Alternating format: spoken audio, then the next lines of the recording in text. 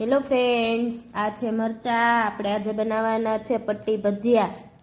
તો આજે હું તમને એની રેસીપી બતાવીશ, તો ચેનલમાં બના રહેજો. જો આપણે મરચાં બધા આ રીતે કટિંગ કરી લીધા છે. હવે આપણે એમાં લીંબુ નાખી દઈશું. આખું એવું લીંબુ નાખી દેવાનું છે અને 10 થી 15 મિનિટ સુધી એને છોડી દેવાના છે, એટલે અંદર લીંબુ સરસ રીતે ભળી જાય અને મીઠું પણ અંદર ભળી જાય. પછી આપણે એમાં સ્વાદ અનુસાર મીઠું નાખી અને 10 થી 15 મિનિટ સુધી છોડી દઈશું.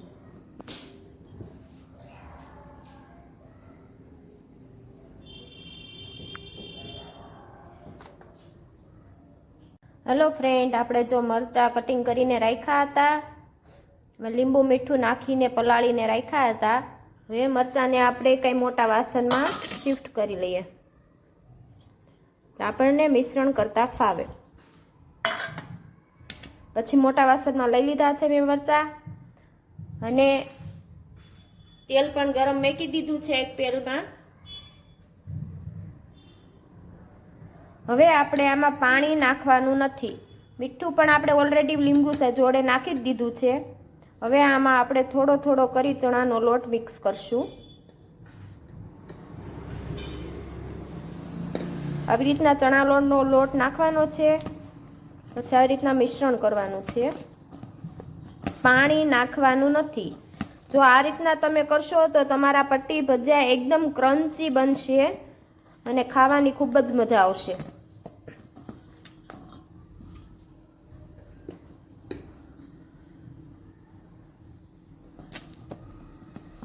અને જરૂર પડે, વધારે ચણાનો લોટ નાખ્યો હોય તો જરૂર પડે તો થોડુંક પાણી નાખવાનું છે. વધારે પાણી નાખીને ડોયો કરવાનો નથી.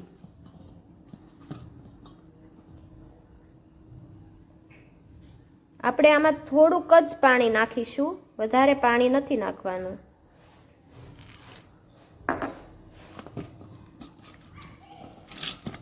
આ રીતના બરાબર મિશ્રણ મિક્સ કરી દેવાના છે.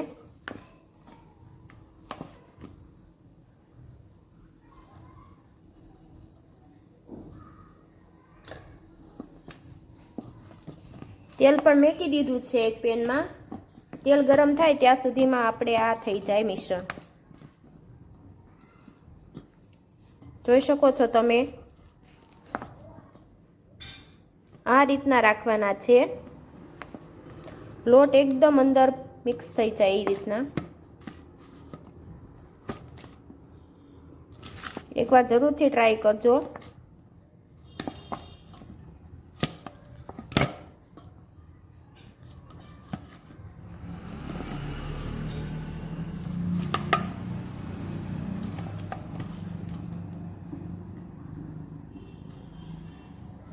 આપણે સરસથી મરચાં મિક્સ થઈ ગયા છે લોટ સાથે.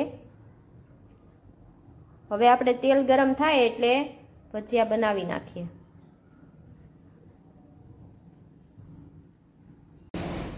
જો આપણું તેલ ગરમ થઈ ગયું છે.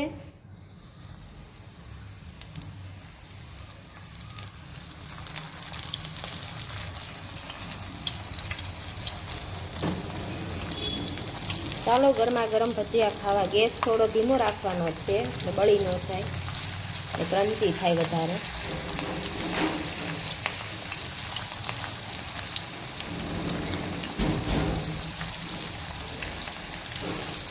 ભજીયા તળાઈને રેડી થઈ ગયા છે.